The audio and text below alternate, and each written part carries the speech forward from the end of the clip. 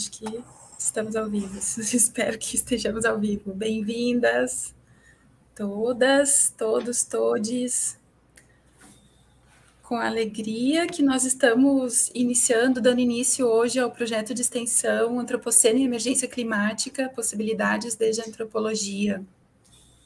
A intenção desse trabalho é justamente reunir e propagar conhecimento sobre esses fenômenos da emergência climática e do chamado antropoceno, que já são nossas realidades, né? E nós entendemos, né, eu, Michele Cirne e a professora Gisele Galicchio, que a antropologia tem ferramentas que podem fazê-la atuar como uma boa mediadora entre diversos ramos do conhecimento, né? Não acadêmicos e acadêmicos, já que esses fenômenos são de um porte tão imenso que requerem diálogos entre muitos campos, né?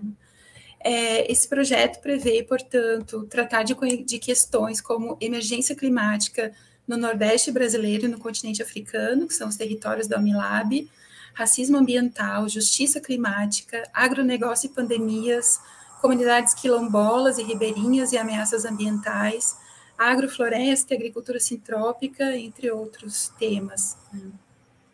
Hoje nós estamos iniciando essa série de palestras e conversas com a presença do professor Thiago Mota Cardoso, da Universidade Federal do Amazonas, que nos trará um panorama das teorias e perspectivas da antropologia sobre os fenômenos da emergência climática e do chamado antropoceno. A palestra é intitulada Antropologias no Antropoceno, uma cartografia para a emergência climática. E o professor Thiago Cardoso é biólogo, doutor em antropologia pela Universidade Federal de Santa Catarina e mestre em ecologia pelo Instituto Nacional de Pesquisas da Amazônia, o INPA. Foi pesquisador de pós-doutorado em antropologia na UFBA, com o projeto Etnografias no e do Antropoceno, Vidas, Paisagens e Políticas Ameríndias. O Thiago é professor do Departamento de Antropologia da UFAM, né, da Universidade Federal do Amazonas, e é autor também dos livros Paisagens em Transe, Ecologia da Vida e Cosmopolíticas Pataxó no Monte Pascoal, e também o Saber Biodiverso, Práticas e Conhecimentos na Agricultura Indígena do Rio Negro. Thiago, eu te agradeço muito, muito mesmo pela tua disponibilidade, né, em estar com a gente na Unilab hoje, né, em colaborar com o início desse projeto. Né, eu preciso também agradecer ao Harley Almeida, né, que é bacharel em antropologia pela Unilab, que está responsável por essa transmissão hoje, né, num trabalho voluntário. Nós estamos nas ruínas, né, de uma universidade pública desfalcada, mas resistimos aqui, né, continuamos fazendo nossas balbúrdias com amor e com muita vontade também, até onde for possível. Thiago, vou passar a palavra para ti, então, te agradecendo mais uma vez. Oi, Michele, eu que agradeço ao convite, né, ao seu convite da professora Gisele, né, por estar aqui com vocês nesse primeiro encontro, né, do projeto de extensão sobre o antropoceno e emergência climática, possibilidades desde a antropologia. Primeiramente, assim, boa tarde, né, a todas e a todos que nos assistem, né. Gostaria também de saudar aqui toda a comunidade acadêmica, os estudantes de graduação e da Unilab, e da pós-graduação também, né, e estudantes que são de diversos cantos, né, dessa conexão sul-sul, que só a Unilab faz bem aqui no Brasil, né, essa conexão entre a lusofonia, né, Brasil, né, que tem um lugar muito especial aqui na nossa rede de universidades públicas, né, brasileiras. Eu queria também dar um abraço, assim, mandar um abraço em especial, né, aos estudantes e professores do campus do Malês, lá na Bahia, que eu pude conhecer, né, mais de perto, e pude participar de algumas atividades, em especial do grupo de pesquisa Munzuá, que é o grupo sobre território, ambiente e sociedade, né, na Unilab, e que vem fazendo um trabalho muito interessante aí no que a gente pode falar aí do campo antropológico, que está com o olho aí nas questões ambientais, do que a gente vem chamando aí de antropoceno, alguns de capitaloceno, enfim, a gente vai conversar um pouco sobre isso, né? Um pouco mesmo hoje à tarde, né? É uma honra, então, estar aqui com vocês. Eu sou apaixonado pela Unilab e fiquei muito honrado pelo convite. Então, pretendo, como me provocou a professora Michele, fazer uma breve e certamente muito incompleta, né, cartografia do conceito de antropoceno na antropologia, trazendo as possibilidades de entendimento para a construção de agendas de pesquisa, ensino e extensão, né? Então, eu vou tentar delinear algumas questões provocativas e, ao final da minha fala, trazer pelo menos as duas grandes agendas, né, duas grandes propostas que estão aí circulando, né, dentro do conceito do antropoceno na antropologia e nas humanidades, né.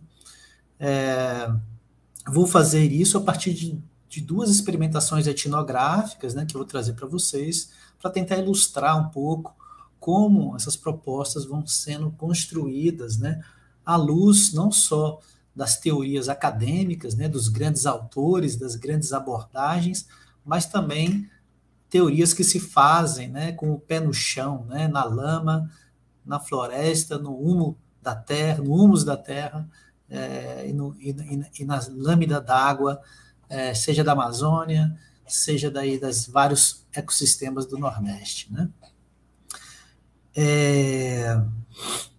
Então, eu seguirei um pouco os passos de entendimento do conceito de antropoceno na antropologia e seus pontos críticos, né? Ao mesmo tempo, as oportunidades que nos abre para adentrarmos, né? Adentrarmos, que eu falo aqui nós, antropologistas, né? Adentrarmos em questões de larga escala, né? Sem tirarmos os nossos pés do lugar antropológico, né? Ou seja, como a antropologia vai adentrar em mundos outros, né? Seja de conhecimento de povos e comunidades tradicionais, indígenas, né? Que é já parte do nosso labor, né? Como também de conhecimentos científicos outros, né? De filosofias outras, propriamente, diríamos assim, ocidentais, né? Então, para começar, assim, é bom que se diga que o tema ele é de extrema relevância e atualidade, né? O tema aqui proposto pela nossa conversa. E também é um tema já consolidado na antropologia e nas humanidades, né?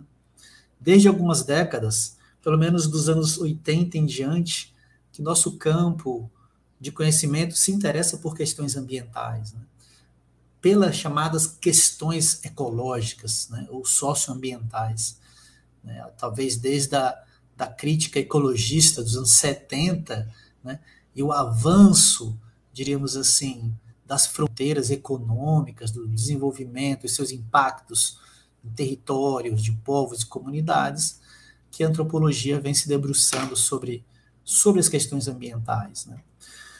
São várias as obras, livros, publicações, eventos em torno de temas como ambientalização das lutas sociais, conflitos ambientais relacionados a desenvolvimento e conservação ambiental, estudos sobre conhecimentos tradicionais, conhecimentos ecológicos, né, sobre a paisagem, sobre a biodiversidade, também são recorrentes aí na antropologia já há algum tempo, né, não é novidade.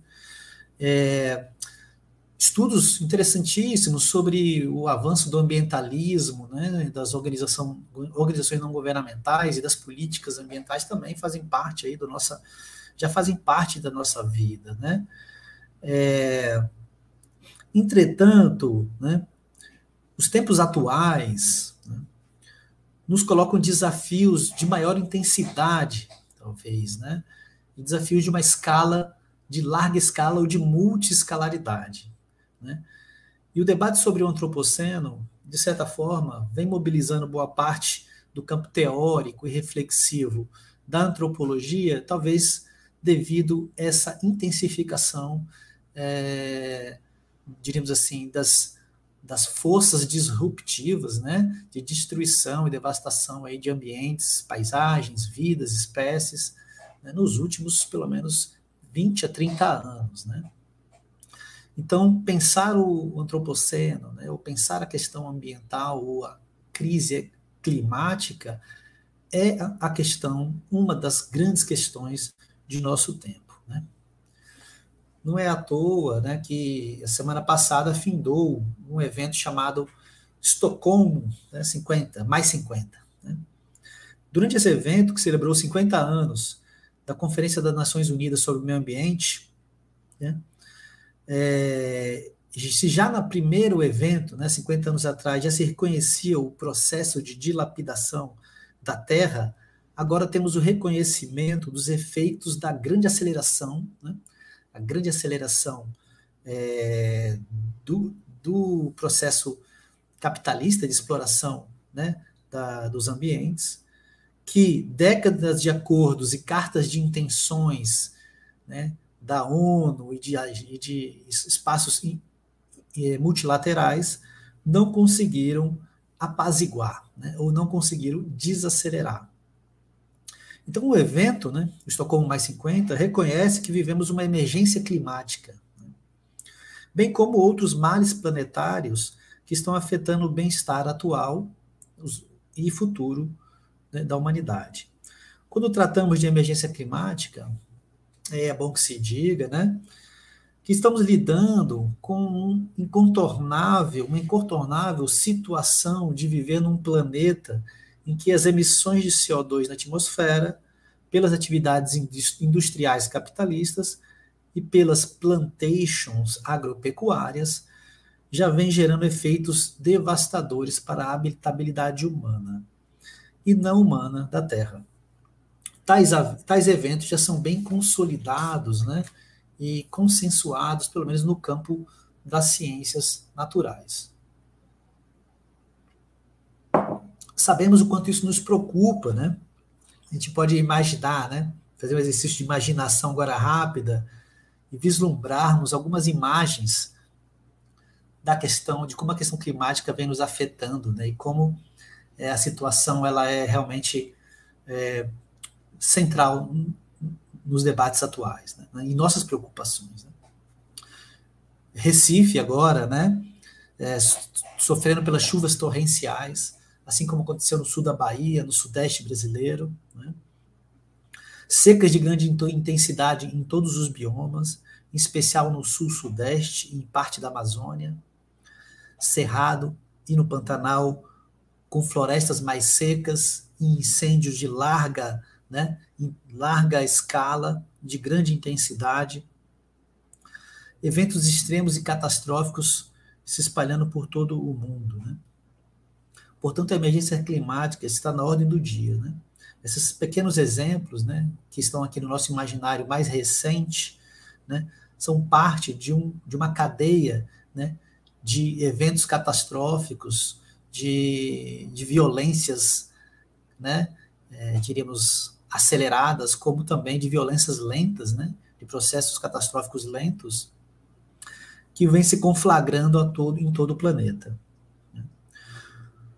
Portanto, a emergência climática está na ordem do dia. E na Amazônia, aqui de onde eu falo, ela conflagra batalhas pelo futuro do planeta. A Amazônia hoje está sendo vista como, né, o grande palco, o grande centro, né, a última fronteira aí desses processos relacionados à questão ambiental. Né. Só para a Amazônia, para a gente ter uma ideia, né, para a gente continuar falando um pouco do clima, só para a Amazônia as projeções apontam para uma variação entre 2 a 8 graus de temperatura no bioma, né, com consequências drásticas, né, como a mudança no regime de chuvas e estações, que já está sendo percebidas não só pela ciência, né, mas também pelas ciências nativas, né, pelos conhecimentos de povos indígenas e comunidades tradicionais, né, aumento das secas e incêndios e retração da floresta. Segundo o painel do IPCC, né, que é o painel intergovernamental de mudanças climáticas, o razoável seria mantermos entre 1,5 e 2 graus Celsius, né, esse aumento do aquecimento climático global, para que tenhamos condições de seguir vivendo num planeta realmente minimamente habitável. Né? Mantidas, né, mas, entretanto, mantidas as taxas de emissões e o ritmo de produção como está atualmente, estamos muito longe de alcance dessa meta. Né? como já vem também sendo reiteradamente colocados aí na mídia e pelos relatórios científicos. Porém, os números não expressam o calor dos acontecimentos, né? Independente do que vamos presenciar ou alcançar, a mudança climática, né, pelo aquecimento, já ocupa e invade cada vez mais nossos corpos, paisagens, espaços políticos, socialidades e também nosso imaginário, né? E se colocando como um campo, né, uma arena, né, de disputas, vou chamar aqui de cosmopolíticas, mas também, e ao mesmo tempo, ontológicas, né? Ou seja, sobre as formas de existência e as existências no planeta, né? Sobre as diferentes concepções metafísicas, né? E existenciais, portanto, sobre a Terra. E esse campo, essa arena cosmopolítica, né, coloca lado a lado, e aí talvez aqui é o ponto que interessa mais a antropologia, a gente vai falar um pouco mais para frente, né, coloca lado a lado, em oposição, os naturalistas científicos, né, e suas verdades já consensuadas através dos dados, né, como eu já afirmei, né, são dados consolidados e consensuados no campo científico, né, de que nós estamos vivendo uma emergência climática com causas antropogênicas, né, e com efeitos duradouros e catastróficos, né, com aceleração de distúrbios climáticos e ambientais, né. E, de outro lado, nós temos os negacionistas do clima, né, que, assentados na manipulação do relativismo cultural, não se furtam no direito de justificar a ausência, como diria até o professor Mauro Almeida, né, num recente artigo dele sobre o anarquismo ontológico no antropoceno, né, que não se furta o direito de justificar a ausência entre a fake news e a verdade, ou seja, o direito de afirmar que não há uma verdade capaz de afirmar que o aquecimento global e também as pandemias e as extinções são realidades e, portanto, né, colocar na berlinda a ideia de que seriam verdades consensuais e que tudo não passaria de opiniões relativas e interessadas. No meio disso tudo, temos o projeto antropológico, que na busca, né, como diria o professor Eduardo Viveiro de Castro, né, na busca pela construção da autodeterminação ou afirmação da autodeterminação ontológica dos povos do mundo, ou na reconstituição das vidas em paisagens arruinadas, como diria Anna Tsing, vem buscando conciliar metafísicas, né, concepções do mundo, né, e processos dos cientistas, né, e concepções dos cientistas com de povos e comunidades locais. Né. Enfim, a gente vai falar um pouco mais detalhadamente sobre esses 3 projetos, né, mais especificamente sobre o projeto de uma aliança entre a antropologia e os conhecimentos indígenas e tradicionais nessa reafirmação da autodeterminação ontológica dos povos frente à emergência climática, né? E vamos deixar, de certa forma, de lado os negacionistas, né? Acho que temos que ultrapassá-los, né? E falarmos dos nossos movimentos, né? Entretanto, e eu acho que aqui eu abro um parênteses, né?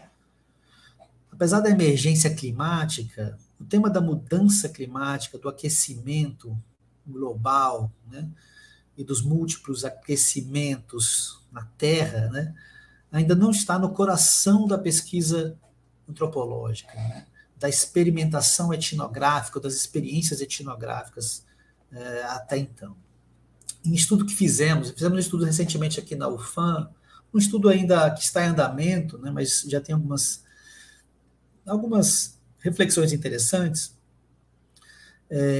que tentamos mapear as pesquisas e os pesquisadores engajados no tema do clima na Amazônia, né? E estou falando aqui pesquisas e pesquisadores da antropologia, né? Foram poucos, né?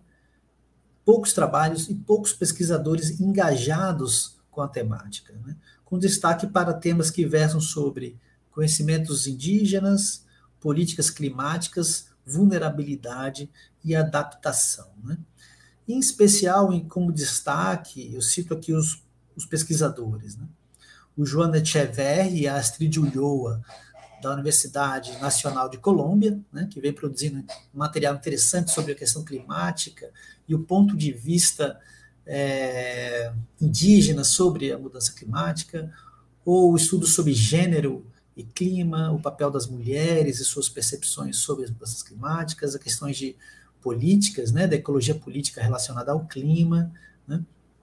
E também autores como Alessandro Oliveira, da Universidade de Brasília, que também vem trabalhando lá na região de Roraima, com o Conselho Indigenista de Roraima, no entendimento das mudanças climáticas, seus efeitos nos ambientes vividos e habitados pelos povos indígenas Wapixana e Macuxi, né, na região de Roraima. Tem destaque também algumas experiências de compreensão sobre as mudanças climáticas pelos povos indígenas do Alto Rio Negro, através da cooperação entre o Instituto Socioambiental e a Federação das Organizações Indígenas do Alto Rio Negro, a FOIRD, né, que vem fazendo um trabalho muito interessante de formação de pesquisadores comunitários para tentar compreender como está ocorrendo as mudanças e seus efeitos nas paisagens, né, ou como perceber as mudanças climáticas através dos indicadores da paisagem e da relação, né, floresta, água, né, biodiversidade e clima, né? Então, assim, dou destaque a esses trabalhos, né, para mostrar assim, que, apesar de ser uma lacuna ainda do conhecimento antropológico, acho que vem ganhando força, estudos, pesquisas, agendas, né, relacionadas à compreensão da questão climática na antropologia, né? Mais recentemente, nós organizamos, através da ANPOX, né, Associação Nacional de Pesquisa e Pós-Graduação em Ciências Sociais, um conjunto de webinários sobre emergência climática e ciências sociais e Amazônia, né? Foi uma série de 4 encontros, onde a gente pôde discutir exatamente, né, essas problemáticas e questões teóricas relativas à questão climática, no sentido de tentar alavancar uma agenda de pesquisa, ensino e extensão no norte do país e, quiçá, no norte e nordeste, né, que a gente possa se conectar aí como lugares de vulnerabilidade, de maior precarização, seja das políticas públicas, seja dos processos realmente destrutivos e os efeitos da própria mudança climática, né? Mas ainda é um caminho a percorrer, né, para que isso se torne algo realmente consistente e substancial, né? Enfim. Para falarmos de emergência climática, estamos dominando um tempo de transformação antropogênica do planeta que não pode mais ser minimizada como eventos naturais catastróficos, né? Como querem fazer boa parte da mídia, das empresas, dos tomadores de decisão e dos políticos negacionistas. As transformações e as catástrofes imanentes à emergência climática que lhes acompanham podem ser entendidas como acontecimentos socionaturais, ou naturais culturais, ou até geossociais.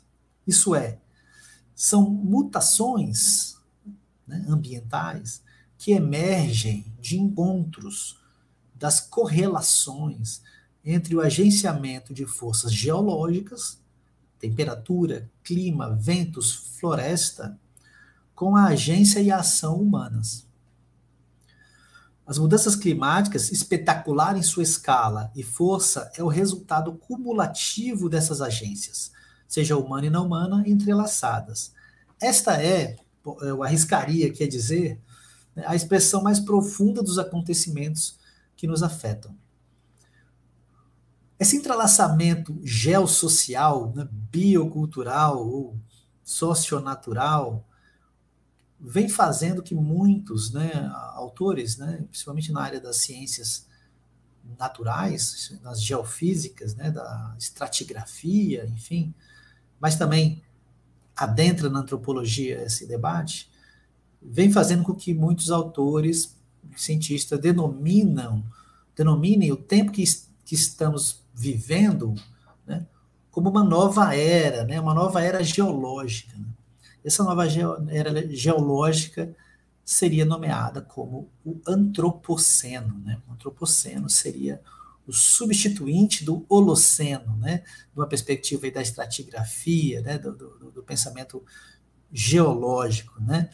Nós estaríamos, então, entrando nesse novo momento onde o humano se introjeta nos sistemas geofísicos do planeta Terra. Né? Alguns outros autores vão preferir usar outros termos, né, como capitaloceno, né, ou plantationoceno, ou white people noceno, né, para destacar as responsabilidades diferenciadas do capital, né, do capital neoliberal e do racismo, nesses processos devastadores e arruinadores de vida. A gente vai falar um pouco mais sobre isso a partir de agora. Bom, então, no antropoceno, né, a gente agora vai pensar a questão climática como uma vertente, né, da intervenção humana, né, a partir da emissão de CO2 na atmosfera, por processos industriais, como eu falei, como uma vertente do que vem sendo chamado de antropoceno. Né? Outras seriam, por exemplo, a intensificação, né, do uso de fertilizantes na agricultura, ou a proliferação de isótopos radioativos, né, no planeta, ou agroquímicos, plástico, né, todos os materiais derivados do petróleo, que já estariam conformando uma nova geologia e uma nova biosfera do planeta, né, ou seja, uma transformação profunda. Né? Então, esse novo termo, ele ocupa, de certa forma, nossas mentes, né? E ocupa nossos mundos, né? Como diria o Bruno Latour. Mas, ao mesmo tempo, é um conceito, a gente não pode deixar de falar isso, né? É um conceito formulado por homens brancos europeus nos salões das sociedades científicas. E isso tem consequências e implicações biopolíticas concretas. Né? Eu me lembro aqui, né, de um seminário realizado em Berlim, no evento chamado Anthropocene Campus, né? Um evento organizado, né, houve um grupo de trabalho organizado e coordenado por Klapetor Mavhunga, né, e um grupo de pesquisadores oriundos de África, né, e que se intitulava Who's, né, Reading the Anthropocene in Technosphere from Africa, ou seja, eles se perguntavam, né, de quem realmente é a responsabilidade pela nova situação global, né, ambiental global. Quem seria esse nós humanos? Né? O que a África teria a ver com isso? Né? A gente pode falar até que a América teria a ver com isso. Né? Eles desconfiavam que o antropoceno era um termo e uma ação com potencial colonizador em novas formas. Né? O conceito de antropoceno, para esses autores, promoveria ou inibiria possibilidade de uma epistemologia global policêntrica, ou seja, ser um novo universal, né, produzido do centro da Europa, né, com consequências na forma de gestão da governança global do meio ambiente. Portanto, o antropoceno seria um termo ao mesmo tempo confuso e perigoso. Né, e, por outro lado, uma oportunidade.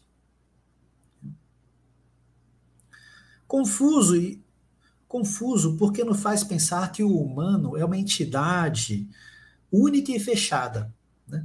E não nos deixaria ver suas diferenças internas, né? Seus devires, as hierarquias e desigualdade, e as diferenças marcadas, por exemplo, por classe, raça, etnia e gênero, bem como, né, a ideia de antropoceno não nos deixaria, essa generalização do antropos, do humano, como destruidor da natureza, não nos deixaria ver, né, os diferentes modos de pensar e existir, ou seja, as diferenças ontológicas e concepções sobre o próprio mundo. Ou seja, o termo antropoceno pasteurizaria os diferentes e divergentes projetos de existência e de responsabilidades, né?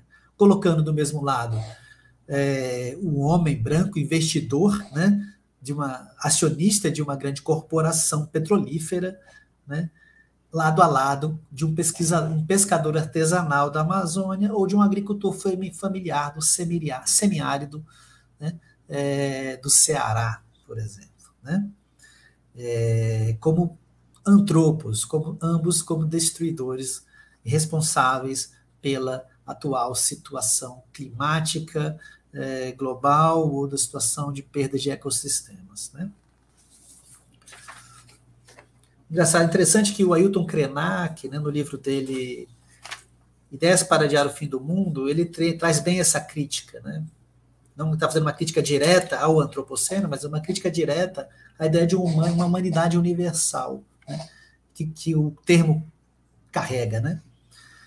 Ele afirma, Krenak, né, que é preciso nos perguntarmos, entre aspas, né, somos mesmo uma humanidade? Né? E sua resposta, de certa forma, liquida a questão. Abre aspas novamente.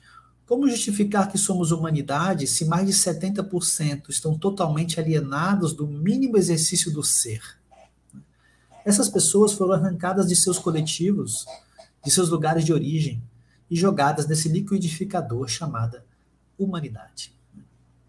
Enfim, a recusa dessa visão universal e iluminista de Antropos, da ideia humanista hegemônica de que o humano com H maiúsculo, né, aí a imagem vem aqui, é o homem branco, heterossexual, né, implica ao mesmo tempo em reconhecer as diferenças internas e em recusarmos seu excepcionalismo.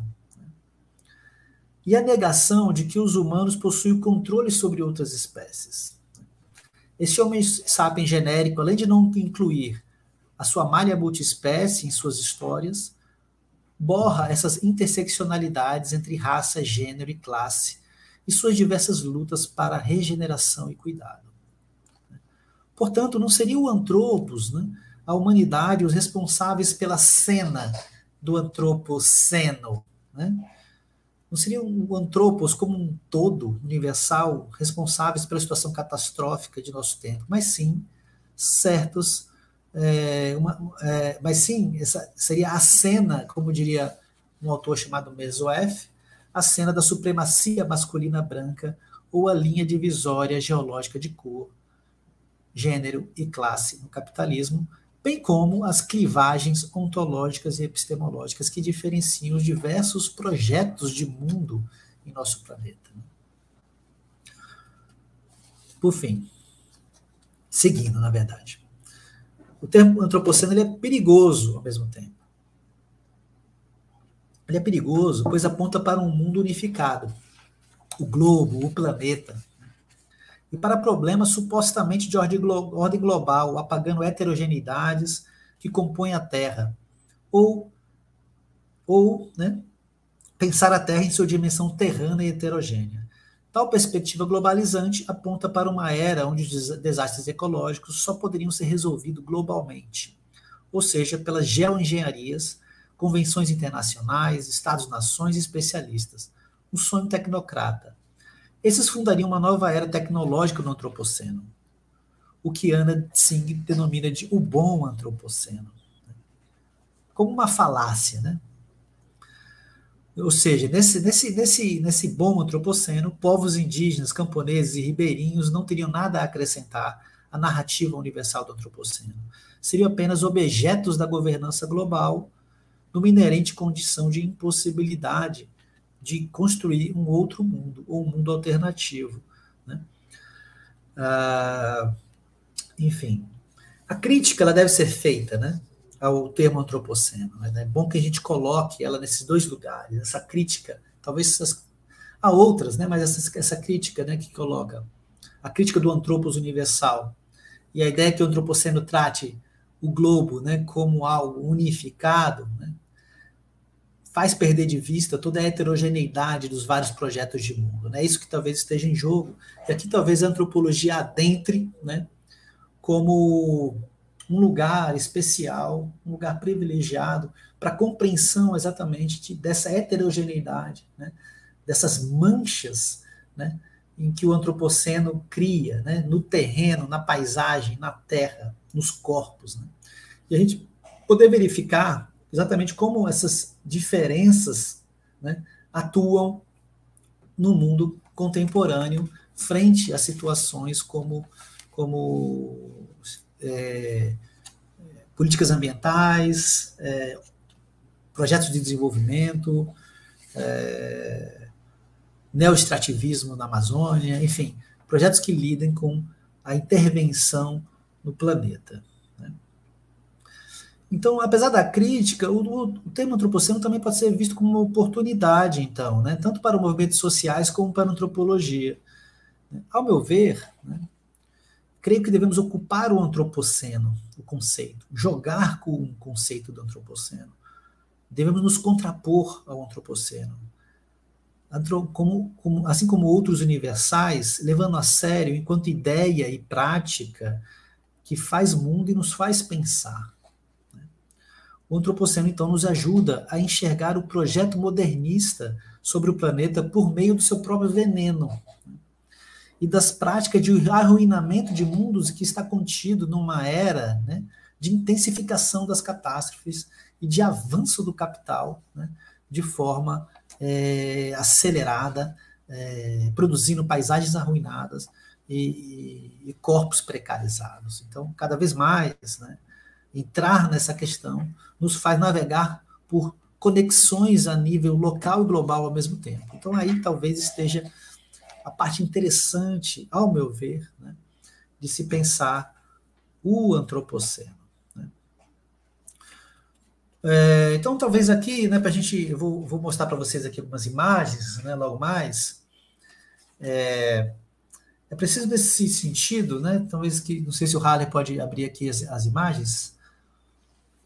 É preciso, então, aqui destacar, né, já que a gente está, né, tentando burilar aí, né, palmilhar o conceito de antropoceno, é preciso também destacar algumas das propostas mais interessantes da antropologia hoje, que ao mesmo tempo são críticas, né, à ontologia naturalista, do naturalismo universalista, né, da proposição científica em torno do antropoceno e da questão climática, né? E, ao mesmo tempo, crítica ao negacionismo, né, que está presente num certo relativismo, numa forma de relativização total do que está acontecendo. Né? E observarmos como a antropologia vem se colocando como propostas de ontologias relacionais, né, proposta de colocar em relação, né, como formas de pensar, modos de existência, objetos, práticas, né, para podermos compreender os agenciamentos em torno do aquecimento climático ou das pandemias. Né.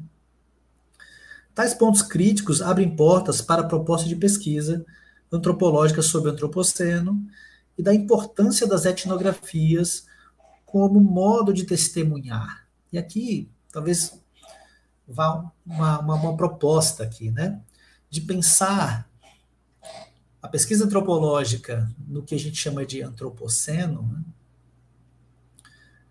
como modo de testemunhar, né, um mundo em ruínas, né, e ao mesmo tempo modos de testemunhar forma de regeneração e de cura, né, da Terra.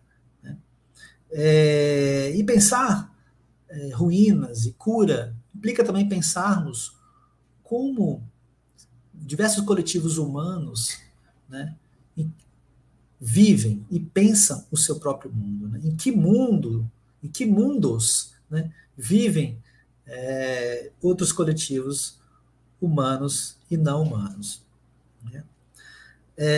E isso, então, nos abre para, talvez, eu vou, de certa forma, simplificar aqui, né, para duas grandes agendas de pesquisa na antropologia. Uma delas, que se preocupa com processos e relações, eu vou chamar aqui de relações multiespécies, né, em paisagens arruinadas, né, e outra que está bastante interessada em conflitos ontológicos, né, com a guerra entre diferentes mundos, né, e aqui mundos radicalmente diferentes de um lado, povos indígenas, comunidades locais, agricultores, camponeses, né, e de outro, engenheiros, cientistas, agentes do mercado financeiro, né, diríamos negacionistas climáticos, né, pessoas que estão, de certa forma, vivendo um outro mundo, né, um mundo visto como natureza, visto como recurso natural, infinito, passível de ser explorado, né, ad infinitum, né? Para ilustrar esses diferentes projetos, eu vou contar duas histórias para vocês aqui, né? Para ilustrar como esses dois projetos podem, né, ser colocados, né, em campo, como uma agenda concreta, assim, de pesquisa. Pesquisa e extensão também. O primeiro, né, eu peço que para o Halley, se puder abrir aqui o slide, eu agradeceria muito. Obrigado, Halley. O primeiro eu posso até passar aqui, viu? Eu acho que eu consigo aqui no sistema. Primeiro, eu gostaria de trazer para vocês um trabalho de pesquisa e extensão de um colega professor da Unilab, né? Como estamos aqui na Unilab, eu faço questão de trazer os projetos da própria universidade, né, para ilustrar, né, trabalhos bem feitos, né, diríamos assim, sobre o que estamos tratando hoje, né, que é um trabalho feito pelo professor Rafael Butch, do campus Malês, em São Francisco do Conde, né. Tem 2 artigos publicados sobre essa experiência que são fantásticos, né. Um deles é este que está aqui no slide, né, chama Imagens do Petroceno, Habitabilidade e Resistência Quilombola das Infraestruturas do Petróleo em Manguezais no Recôncavo Baiano. E o outro trabalho outro artigo, que se chama O Gaiamum Petroleiro e o Meio Ambiente, o Quilombo e o Manquintal, notas sobre o desfazer mundos nas paisagens do mangue no Recôncavo Baiano. Eu trago aqui algumas imagens do próprio artigo do professor Rafael Butch, né, que foi um trabalho que eu pude vivenciar num curto prazo, assim, mas compreender assim, o tamanho, né, a relevância, a intensidade desse projeto de pesquisa, que foi um projeto, ao mesmo tempo, de educação, por envolver os estudantes da Unilab, e um projeto de extensão, por envolver um diálogo, uma comunidade, né, a construção de uma comunidade de pensamento e de ação entre estudantes, professores e quilombolas dali da região de São Francisco do Conde, em especial do quilombo Dom João, né? Então, portanto, um projeto de colaboração, vamos chamar assim, de colaboração no antropoceno, em torno, né, de uma paisagem ou de um território totalmente contaminado, né, ou dominado pelas infraestruturas do petróleo, e dominado por décadas de vazamento de petróleo, ou seja, o petróleo como parte da existência, né, das comunidades humanas e não humanas, né, de caranguejos, gaiamuns, peixes, né, árvores do mangue, pescadores e marisqueiras, né, nessa convergência, né, interespecífica na paisagem, né, uma paisagem completamente devastadas, né, por décadas de vazamento petrolífero, morte de manguezais, né, abandono de infraestruturas, produzindo ruínas do petróleo, né, que vai conformando uma história ali na região do Recôncavo Baiano, marcada pelo racismo ambiental e pelas zonas de sacrifício ambiental, né? Essa pesquisa do professor Rafael, ele traz processos, né? Como a relação e práticas de pescadores, gaiamuns, ruínas vão se conformando em paisagens, né? Paisagens que são ao mesmo tempo ruínas e ressurgências, paisagens que são ao mesmo tempo processos devastadores e esforços de regeneração, de resistência de comunidades humanas, animais e vegetais, né? Nas beiras do manguezal ali do São Francisco do Conde, né? É um projeto interessado nas ontogenias da paisagem, não necessariamente nas ontologias que estavam em jogo, né? A pesquisa que é evidenciada nesses artigos, né? Seu projeto que está ali nos artigos nos traz exatamente essa proposta de ver como processos vão gerando paisagens singulares, ou como diria Ana Tsing, manchas antropocênicas, paisagens que são fruto dessa história de arruinamento, né? Tomando como referência o debate sobre o antropoceno, né, essa experiência buscou contar histórias sobre o efeito da cadeia petroleira nos territórios quilombolas, né, e pesqueiros da região, mostrando forma de precarização, de habitabilidade e modos de engajamento de quilombolas e pescadores artesanais. Segundo Rafael Butti, o autor desse trabalho, a intenção era contribuir para o debate público também, né? Para o debate público sobre os efeitos da contaminação do petróleo, da cadeia de exploração de petróleo nas áreas de manguezal, fomentando os direitos de reparação dos pescadores, né, artesanais e a recuperação dos seus ambientes de vida, bem como a inclusão de suas perspectivas nas políticas de conservação e recuperação do ecossistema. O projeto, diríamos, relacional e materialista, né, da etnografia multiespécie produzida nessa experiência, né, como relatado, por exemplo, no Quilombo de Dom João, mergulha etnograficamente e colaborativamente nas manchas antropocênicas, compreendendo que as transformações ambientais, como o aquecimento global, o arruinamento de paisagens e as extinções massivas das espécies são localizadas, né, situadas, né? Elas são diferencialmente produzidas, sentidas e pensadas na paisagem, né? E aqui esse projeto, essa experiência, ela já se contrapõe, como a gente falou anteriormente, a essa ideia, né, de um antropoceno universal, né, de um antropoceno global, né? Mas o antropoceno é pensado aqui como mancha, ela é terrana, né? Ela é situada, ela é sentida nos corpos, né? É o petróleo nos territórios quilombolas, né? No território do povo preto do Recôncavo Baiano, né? Do povo que habita, né, ancestralmente os manguezais e as beiras de fazendas das plantations coloniais na região aí do Recôncavo Baiano, né? O antropoceno, portanto, aqui nesse projeto, não é visto como um conceito dado, mas aberto a dialogar com a experiência etnográfica, como um conceito bom para pensar, como uma oportunidade de se contar história potente sobre o petróleo, o petroceno, né? Sobre relações entre humanos e outras formas de vida, bem como sobre relações de poder frente à vida e frente à morte. Portanto, essa experiência etnográfica nos provoca, né,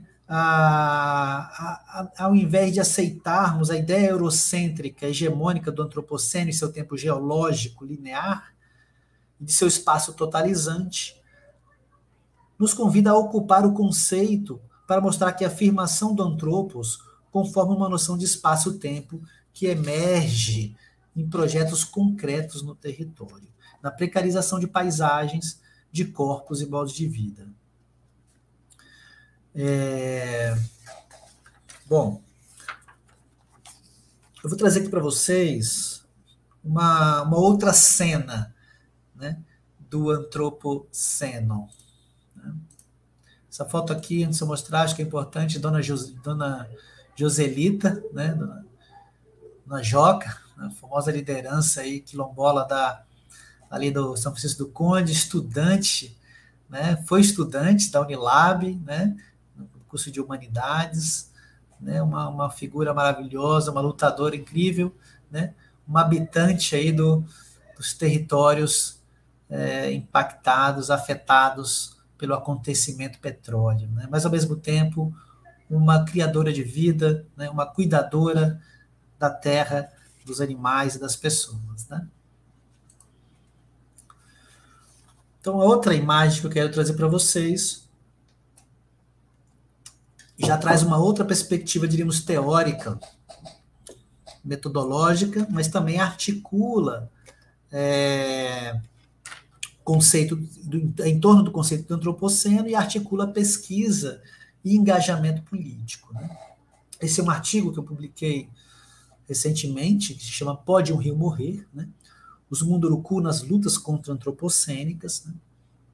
Trata-se de um artigo que fala de uma experiência de construção de um mapeamento, de uma cartografia de lugares e modos de vida dos Munduruku no Rio Tapajós, né, que estavam e estão ainda em luta contra o que eu vou chamar aqui de forças antropocênicas, né, que seriam as construções de grandes hidrelétricas e o avanço do garimpo e da exploração madeireira em seus territórios. Esse trabalho ele trata de uma guerra ontológica, ou, usando o termo da Elizabeth Povinelli, de guerras geo-ontológicas, ou seja, uma guerra sobre a noção de vida e, portanto, de a própria morte. Né?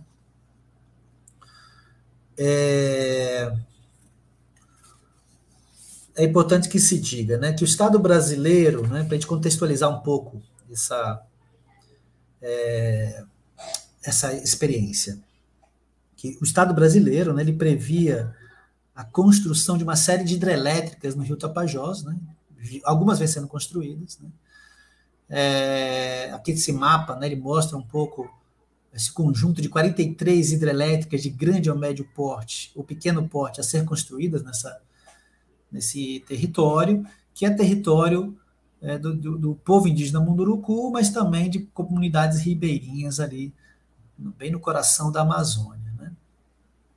Ao longo do processo de construção das hidrelétricas, né, na elaboração do estudo de impacto ambiental, enfim, uma série de argumentos foram sendo colocados pelo governo, né, na época, se a gente está falando de 2010 a 2009 a 2015, 2016, né, uma série de argumentos foram sendo colocados para justificar a criação da hidrelétrica, não só porque iria gerar 30 megawatts, né, de energia, né, de energia elétrica, esse conjunto de hidrelétricas, né, mas também de que esse lugar era privilegiado porque era um lugar vazio, né, um lugar sem gente.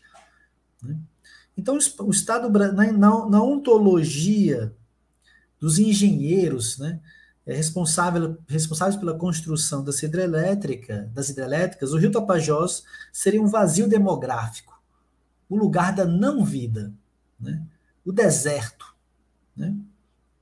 Suas águas seriam vistas como recursos naturais, medidas em quilowatts, né, e em moeda. Né. Tal formulação ontológica que nega, ao mesmo tempo, a existência da vida no Tapajós, né, e afirma a água enquanto recurso natural, está explícita no estudo de impacto ambiental da principal hidrelétrica, né, que é São Luís de Tapajós, onde águas, cachoeiras e rochas aparecem em um capítulo de caracterização abiótica, ou seja, sem vida, né? Abiótico significa sem vida, né? E que se separa dos seres vivos estudados, no caso, o bios, né, da biologia, né, os animais, as plantas. E outra separação em outro capítulo do estudo de impacto ambiental, que seria do antropos, né, a parte humana do relatório de impacto. conformando então uma ontologia, né, que divide o mundo em vivos e não vivos, né, o biótico e o abiótico, depois em natureza e cultura. A água como potencial hidrelétrico, exploração e expansão. Por meio dessa premissa ontológica do que a Marisol de la Cadenha chama de antropocego, né, a Norte Energia previa, após os estudos, iniciar as obras que envolveriam dinamitar as rochas das cachoeiras, bloquear o rio Tapajós e alagar a floresta. O governo de ocasião desconsiderava completamente a perspectiva indígena, né? E para implementar o projeto, militarizou a região e não consultou os Munduruku. Os Munduruku, povo tupi, habitante histórico do rio Tapajós. E um autor dessa história que conto a vocês, que se contrapunha de forma guerreira à construção desse conjunto de barragens. Estava então aqui instalada, né, a incomensurabilidade entre modos de existência numa guerra ontológica ou geoontológica, estabelecendo cenas do que a Elizabeth Povinelli chama de geontopoder, né, do poder sobre a vida, né, do poder de nomear o que é vivo e o que não é vivo no rio Tapajós. Bom, do ponto de vista Munduruku, dinamitar as rochas implicava matar vidas e, ao mesmo tempo, explodir a morada dos povos da água, que habitam as cachoeiras, passagens e locos onde os peixes, percebidos como pessoas, passam em suas migrações e fazem festa.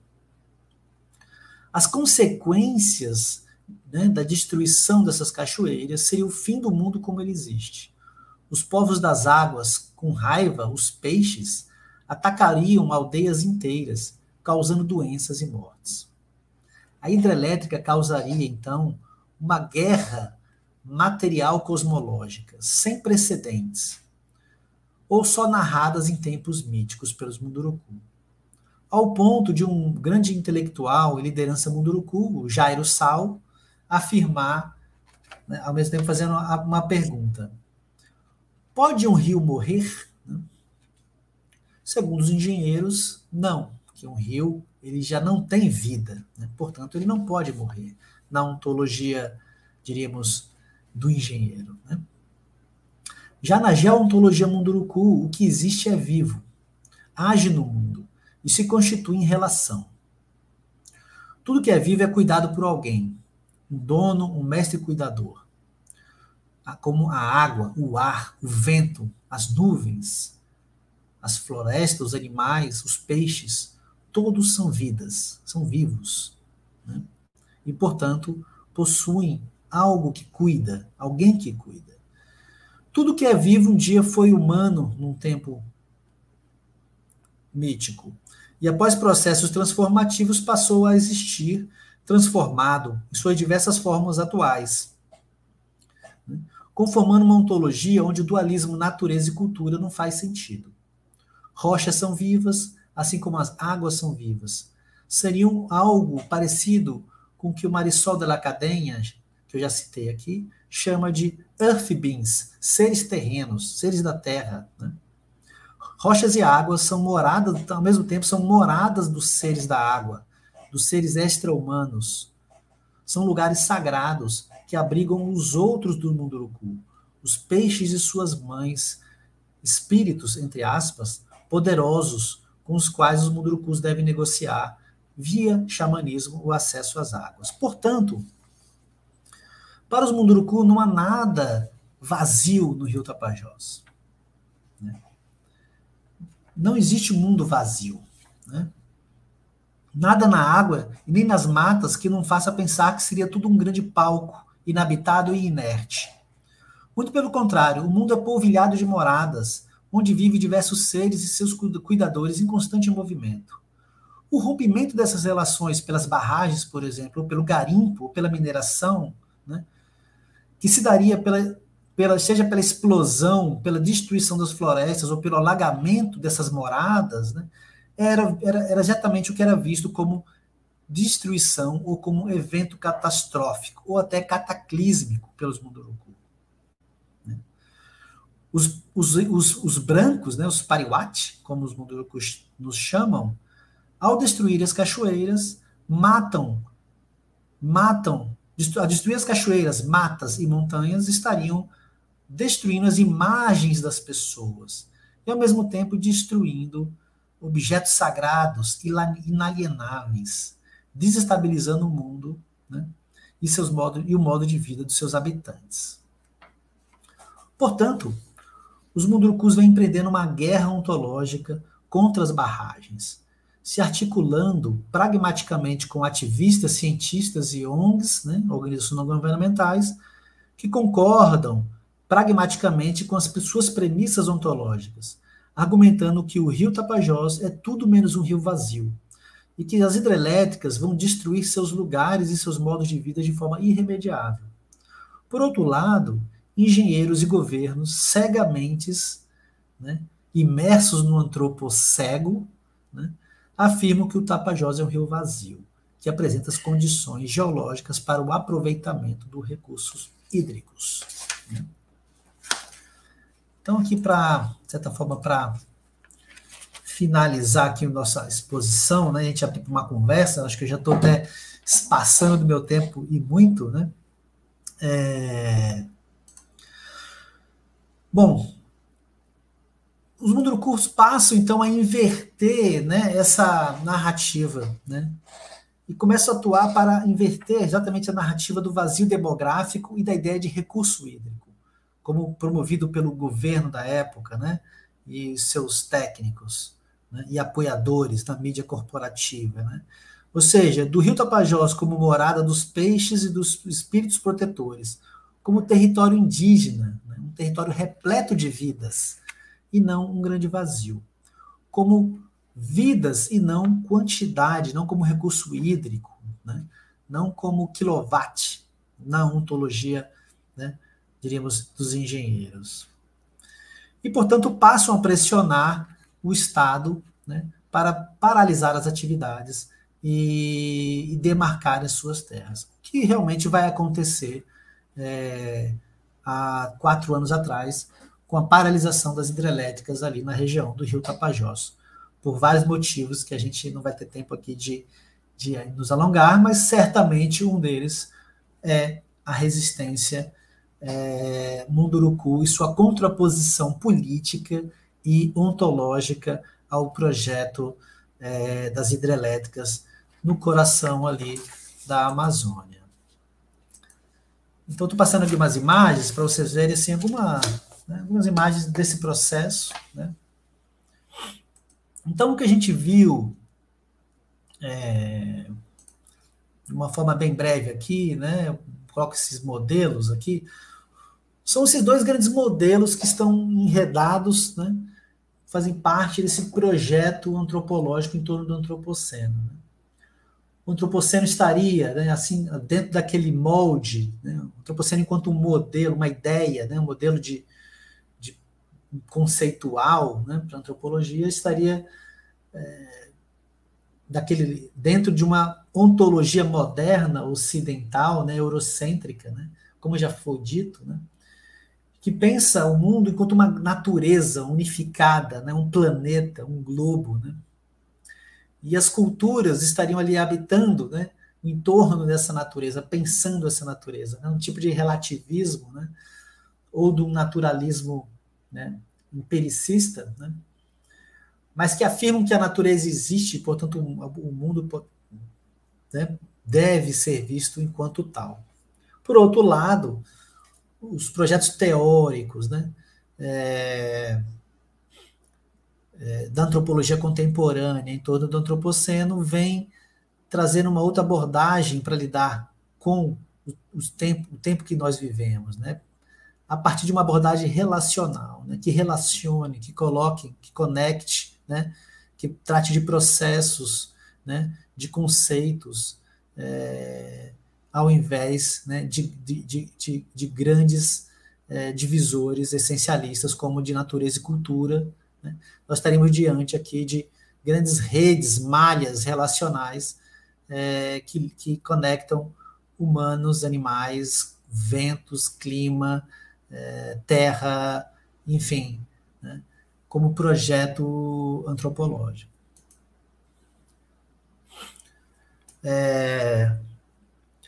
E um outro, né, projeto antropológico que a gente pode também delinear aqui de forma bem breve e, como eu disse, incompleta, né, é pensar, né, num antropoceno como um espaço de engajamento, né, antropológico, no sentido do engajamento político, né, engajamento no campo da ecologia política, né, não apenas do entendimento filosófico, né, do que está em jogo entre os conceitos, mas como espaço de adentrarmos para o que o Bruce Albert, né, vai falar de uma etnografia pós-Malinowskiana, né, ou que, se não me engano, o Mafege, né, Archie Mafege vai chamar de uma ontologia combativa, né, ou seja, pensar o antropoceno no seu sentido revisto ou reverso, né, pensar ele a partir daqueles que são sumariamente descartados ou colocados no museu, como diz a Barbara Glaucesky e o Christoph Lorenz, né? Ou seja, pensar junto o antropoceno com os coletivos que estão vencendo, coletivos de seus ambientes que vêm sendo precarizados o aumento das emissões de CO2, pelas destruições das florestas, né? Pelo barrageamento dos seus rios, pela usurpação dos recursos minerais de seus solos, né? E, portanto, seriam com eles que deveríamos compor, né, ou nos aliarmos para a compreensão e atuação no mundo atual, né? Então, acho que é isso. Gostaria de finalizar aqui e agradecer aí a todos, né, pela paciência, né? Espero que tenha trazido algumas provocações aí para a gente refletir, né? Acho que são várias. Na verdade, acho que eu deixei muitas linhas, muito mais do que certezas, né? Enfim, vamos abrir aqui para a gente conversar, né? Obrigado. Tiago, te agradeço muito de novo, assim, realmente foi um grande começo, te agradeço muito, assim, a tua generosidade, né, em reunir todas essas informações, essas perspectivas, com certeza, assim, todas essas linhas, esses caminhos, eu te escutei, né, entendendo que tem muito material para a gente trabalhar, assim, eu fiquei pensando na possibilidade de transformar esse projeto de extensão num grupo de estudos, porque realmente tem muitas linhas para a gente ir, né, desalinhando, assim, né, caminhando junto com elas. Eu acho que, assim, a sincronicidade, a tua generosidade em trazer o trabalho do Rafael, né, tem uma sincronicidade nisso também, né, o trabalho do Rafael Guti, que é nosso colega aqui da Unilab, né, e aí, por fim, nessa sincronicidade, assim, por fim, ainda traz a lembrança do meu estimado Archie Mafege, assim, foi um dos autores que eu trabalhei no meu doutorado, e realmente é uma lembrança muito importante para a gente trabalhar outras ontologias, né? E reunindo ele com a temática da emergência climática, eu fico muito, muito feliz, assim, muito realmente com ânimo, assim, para continuar. A crítica que tu traz ao antropoceno, né, que também tem muita coisa para a gente, né, para a gente te reescutar, para reestudar, mas ela está muito, muito alinhada com o trabalho que a gente faz na Unilab, né, de elevar as diversidades, de elevar outras ontologias. Tu trouxe duas agendas de pesquisa, né, e eu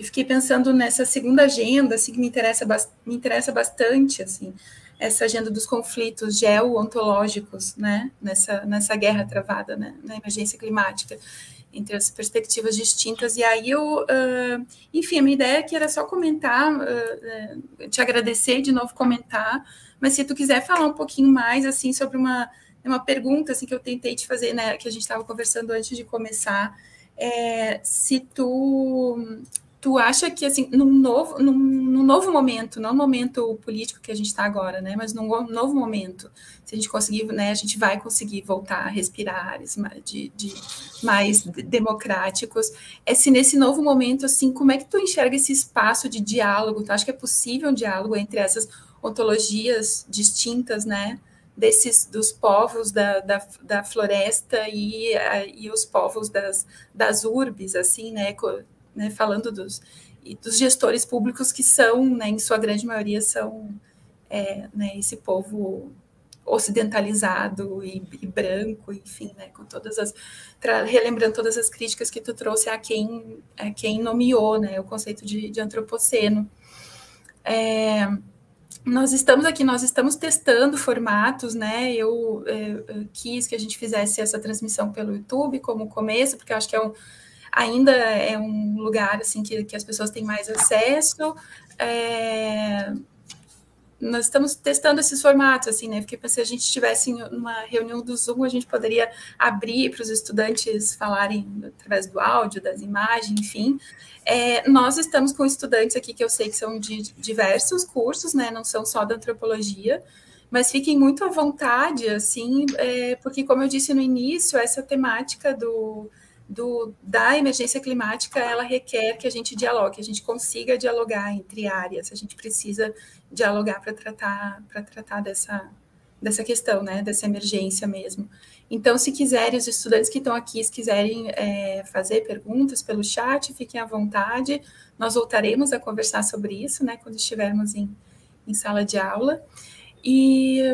Então, eu acho que então, assim, Tiago, se tu quiser comentar sobre isso, assim, sobre essa questão, como tu vê o espaço, assim, de diálogo entre esses mundos distintos, essas ontologias distintas, no sentido para a mitigação, né, da emergência climática em algum modo, em algum grau. Eu acho que sim. O diálogo, assim, a conversação, diríamos, né, já está acontecendo, né, e é necessária, né. E quando eu falo conversação, vamos pensar que diferentes ontologias estão dialogando, né. Agora, isso não significa que a gente tem um diálogo simétrico, né.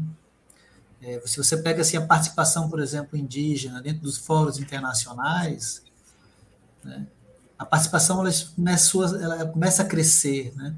Você começa a se falar de uma importância dos povos indígenas, dos seus conhecimentos. Mas isso não implica necessariamente um esforço de compreensão e incorporação dos seus fundamentos, né? Do que existe, de como é o mundo, né? Muitas vezes essa incorporação é incorporação dentro de um regime de poder também, né? Ou seja, você apenas captura o conhecimento, né? Ou a força do movimento dos coletivos indígenas, mas não leva em consideração toda a potência das suas ontologias, né? Mas eu acho que nesse plano, mesmo com essas divergências ontológicas, né, dos cientistas, por exemplo, do IPCC, que enxergam o clima, né, como natureza, né, o clima como algo que pode ser medido, né, por partes por milhão de CO2 também, né, que você pode medir por temperatura, e tem todo um processo matemático para compreensão, né? Enquanto você tem comunidades indígenas que estão afirmando a quentura, o aquecimento por outros meios, né, por outras formulações ontológicas, né? Então, por mais que tenha essa divergência, há um potencial de diálogo crítico muito interessante, porque é uma concordância, né? É uma concordância muito pragmática, muito prática, apesar dos equívocos e mal entendidos que possa ter nesse diálogo, de que o mundo está aquecendo e as transformações estão acontecendo, né? E de que essas transformações têm uma causa, né? Como eu falei, né? Em processos industriais, né? Nos sistemas agroindustriais, né? Então, há uma convergência aí nesse ponto, né? Mesmo na divergência ontológica, há uma convergência muito pragmática de que o mundo está se transformando. O artigo do Mauro Almeida, para mim, acho que ele talvez traga melhor, né, essa questão, né, que esse novo trabalho dele que saiu que se chama o Anarquismo Ontológico e as Verdades Pragmáticas do Antropoceno, se eu não me engano, né? Em que ele vai atuar exatamente nessa questão. É possível uma aliança? É possível um acordo? Né? Talvez o acordo, uma aliança não seja possível um diálogo com os negacionistas ou com os promotores, né, do agenciamento da destruição, né, do clima, né, que é o que promove o negacionismo. Né? Talvez o acordo ali não seja possível. Talvez ali o que já está posto é realmente uma guerra, né, um conflito, não só um conflito político, material, mas um conflito ontológico, um conflito do que existe, do que deve existir, do que pode existir. Né? E desse lado talvez não seja possível um diálogo, mas talvez alianças pragmáticas, né? Práticas, né? Estratégicas, táticas, sejam possíveis entre vários coletivos, vários povos indígenas, outros povos e povos indígenas, cientistas, né? Que estão realmente percebendo a transformação e que querem se engajar num diálogo. E eu acho que essa aliança já está acontecendo. Né? Eu acho que esse diálogo já vem acontecendo. Certo. A ideia é que a gente consiga adensá-los, né? A ideia é que a gente consiga adensá-los. Acho que a universidade é um espaço importante para isso também. Né? Acho que a gente pega esses projetos que articulam, por exemplo, pesquisa, extensão, né? De uma forma realmente bem vigorosa, né? E que você põe em diálogo e cria espaços de conversação, de formação, né? Eu acho que é importante, né? Eu acho que o trabalho da antropologia tem um papel importante aí desse ponte de entendimento e de formulação de alianças, né? Desse processo de tradução, de entendimento, de compreensão de desentendimentos, né? Muito irrelevante, né?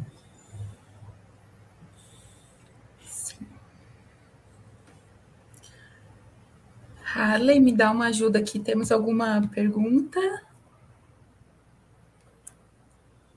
O Ageu está dizendo, né, agradecendo, falando que a abordagem é muito rica, bem clara sobre os efeitos da atividade humana, que influenciam a taxa de aceleração de espécies, aumento do teor do dióxido de carbono e das mudanças climáticas.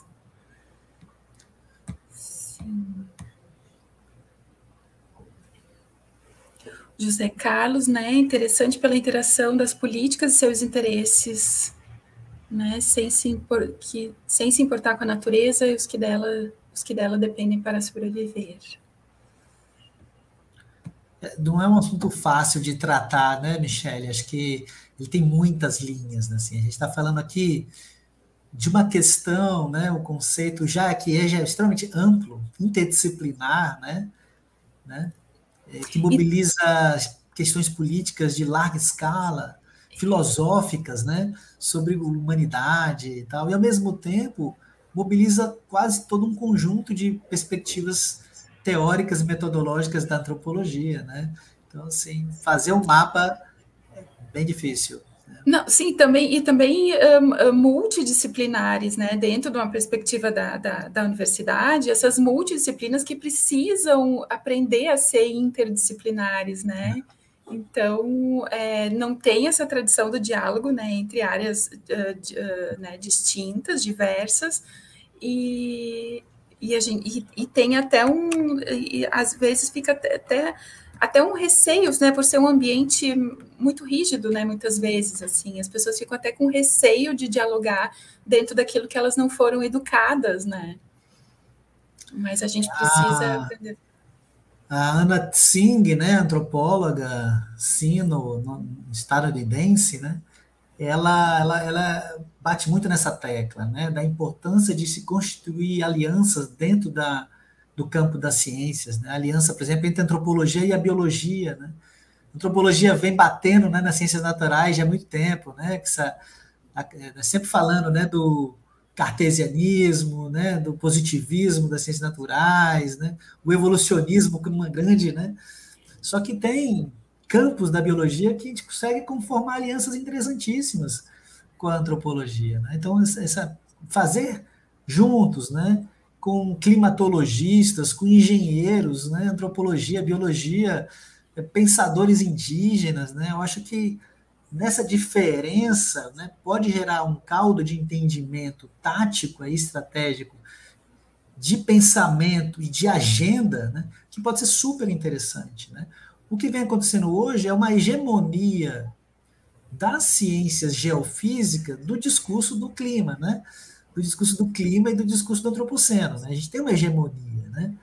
E, de certa forma, é interessante a gente dialogar, né, com certos coletivos de cientistas que não estão preocupados em construção de hegemonias, mas muito pelo contrário, né? Em ouvir as várias possibilidades de pensar e de se viver o que a gente está chamando de transformação, mutação climática ou mutação ambiental hoje em dia, né? Então, é uma agenda aí interessante, né? E ao mesmo tempo instigante, né? Não, a questão tática para mim também é fundamental, né? Muito fundamental, assim. A gente para, né? A gente estuda, para pensar, mas precisa ter esse caminho tático, assim, né? Essa motivação tática, porque infelizmente, estamos em guerra mesmo. O Harley está dialogando aqui com a gente. Primeiro, quero agradecer ao professor Tiago Mota por esse encontro maravilhoso. Sim, tem muito, como eu disse, tem muita coisa para a gente desdobrar dessa fala do Tiago. De que maneira podemos pensar nessas relações que dialogam com a vida, ajudando a produzir possíveis com ou na urbis? A cidade é um local muito enosado, né, para a gente pensar essas questões. O Halley continuou comentando nesse entrelace do urbano com toda essa ecologia que está em questão, partindo inclusive da pergunta: o que a urbe produz? É interessante pensar assim que a urbe nunca é algo algo homogêneo, né? A urbe não é a mesma urbe em todo lugar, né? A gente podemos falar de cidades no plural. Teve uma fala recente, né, no webinário que eu citei, né, da Unbox, do João Paulo Barreto Tucano, que foi sobre cidades, né? Cidades e clima, uma coisa assim. Ele começa a falar nos perguntando de que cidade vocês estão falando, né? Se a gente está falando de Manaus, por exemplo, dessa cidade caótica, a gente está falando de uma vida minha que é precária, precarizada. Né? Para muitos é a precarização da vida, é a ruína, né? Constante. Falta de política pública, né? Marginalização dos bairros periféricos, falta de condição de água, saneamento, de qualidade ambiental em geral, né? Domínio de facções, né? E ao mesmo tempo, ele colocou isso, né? Ao mesmo tempo ele se cria um centro de medicina indígena, né? Onde os xamãs vão atender pessoas para curar seus corpos, né? Em plena urbes, né? Ou seja, a cidade também como essa ambiguidade, né? Da ruína e da revitalização, né? Como essa dinâmica constante, né? De confronto, de fricção entre projetos de mundos. Né? A cidade também, como a floresta, né? E o João Paulo vai trazer isso, né? A floresta também não deixa de ser uma cidade, né? A floresta é uma urbis no ponto de vista dos animais, ou dos que ele chama de Waimansan, né? Que são esses humanos invisíveis, né? A gente traduziria como espírito de uma forma completamente equivocada, mas são existências concretas, né? Materiais mais invisíveis que vivem em cidades subterrâneas, ou cidades embaixo d'água, ou na floresta. E a floresta é pensada como uma cidade. Ou seja, qual é?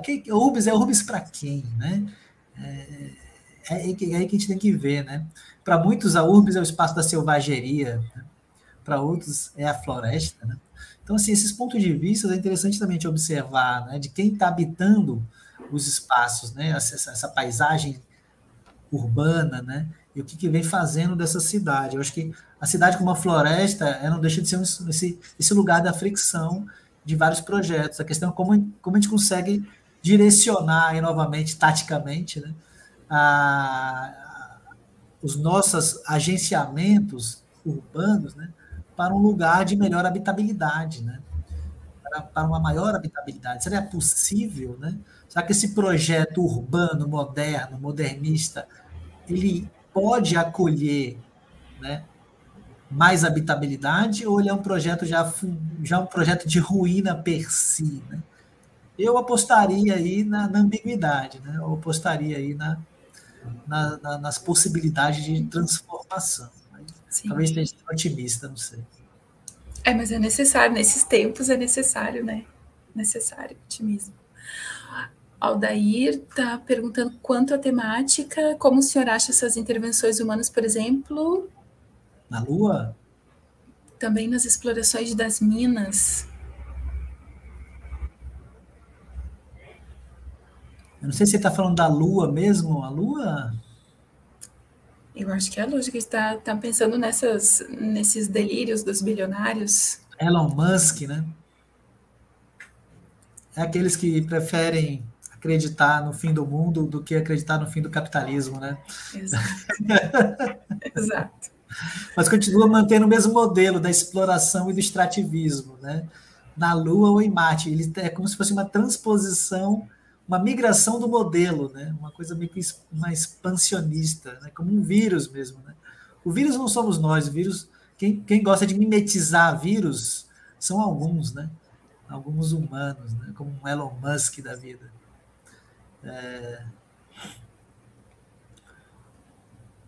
Não, Odaí, não fui eu, não.